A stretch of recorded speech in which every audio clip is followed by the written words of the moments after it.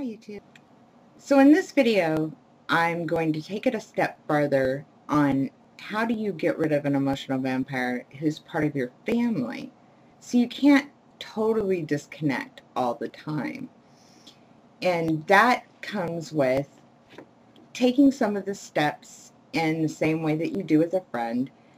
But then there's some other things that you sort of have to do because you can't just shut the door forever. So disconnecting from a family member requires you to acknowledge your role in the dance, to hand them their luggage. Always hand them their luggage. Guilt trips are what I call luggage. If they say, you're not much of a sister, you say, you know what? I resent that a little because I am a very good sister.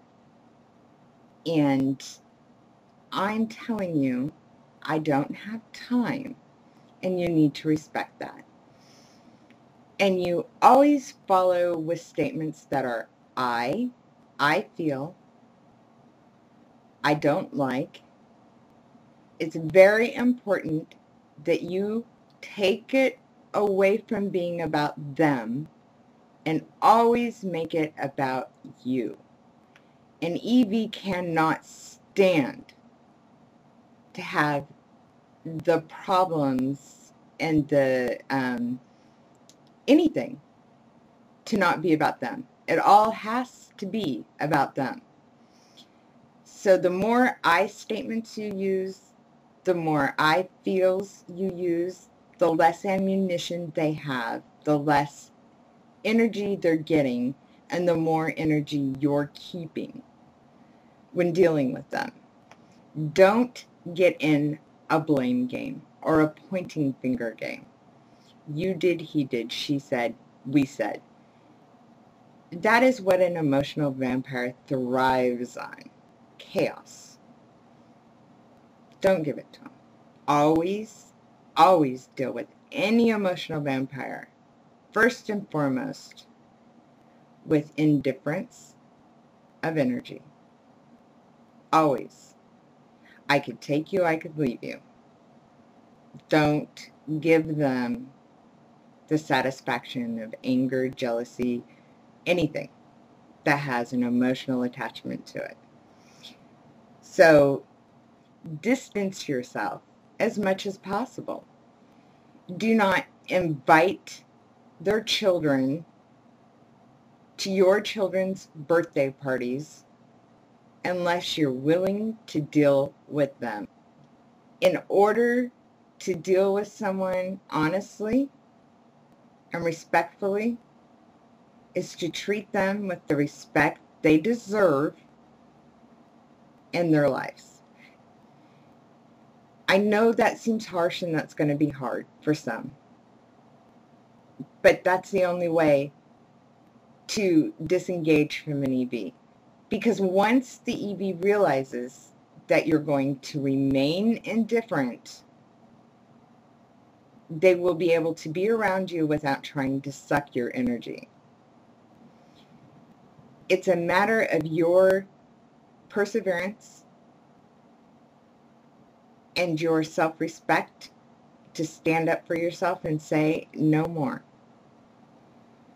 So it's important not to engage, and it's important to distance, even if that means distancing yourself from all others that they bring as a tie to them to your life. And never falter. Stand firm on all decisions made. The best way to earn respect from anyone, never, ever say anything you're not prepared to back up. If you tell someone, I'm never talking to you again, then you better be prepared to never talk to them again. Because the moment you open your mouth to say a word to them, you have lost all credibility. So it's really, really important that you follow firmly with what you want. You need to sit down and say, okay, this is what I want to accomplish. I want to stop my mother from draining my energy when I'm on the phone with her and she tells me all about her boyfriend or her job, or she nags at me because I'm not married, or whatever the problem is, whoever the family member is. It's simple. You sit down and you say, these are the behaviors I want stopped. This is how I'm going to do it. This is the only way I can achieve it. And you stand firm by that. You don't engage in those types of conversations anymore. It's okay to hang up on your mother if you've said goodbye. I've done it. I've done it a zillion times. And my mother has come back and said, how could you hang up on me? I'm your mother. I didn't hang up on you, Mom. I said goodbye. Did you not hear me? I told you. I'm not going to discuss this topic with you ever again. I'm sorry if that hurt your feelings. Goodbye. And I hung up. I said goodbye. No, you just hung up on me. You're just using words. No, you're not respecting what I told you. You're not hearing what I said, Mom. I said, we're not going to discuss that topic anymore. Goodbye. Eventually, they get it. It's frustrating at first, and it's really uncomfortable. I agree. It's really hard to be sort of brash and cold. It's an uncomfortable feeling inside because we are programmed by them to believe that we're supposed to care. Blood is thicker than water, right? No, it's not. No, it's not. Respect of yourself, knowing what you want, achieving it through respectful manners, standing firm, and not engaging and distancing will achieve your goal.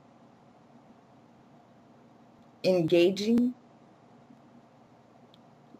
faltering. If you vow not to discuss with a family member something that happened in the past, yet you break that and you discuss it because they got your dander up one day, you have lost all credibility. And you will be back to square one. So it's a very, very important that you know what you want and you set your goal to achieve it and you stand firm behind it. And it's a little uncomfortable. Who cares? It's comfortable now. It's uncomfortable now. But you stay with the same practices as friendships as well. You don't ignore the phone. You don't ignore the door. So everything I'm telling you in these videos is with friends, this is how you do it. And then I'm taking it a step further. So you do everything you would do in disconnecting a friend. Only you take it one step farther in this particular instance. And that's just, it's not closing the doors completely.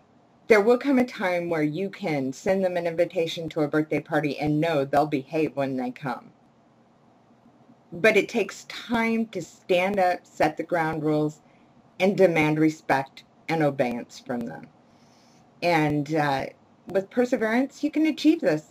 I promise. I'm sure this might not be really clear to some. I don't know how to make it much clearer. I can try. If you have any specific questions, feel free to email me. So I'm going to end this video here, and we're going to talk in the last video on how to rid yourself of an emotional vampire who's a lover or a spouse, because that's the trickiest one, because you may not want to end your marriage. You just may want to end the behavior. And you can accomplish it one of two ways. Thank you, YouTube. Have a great day.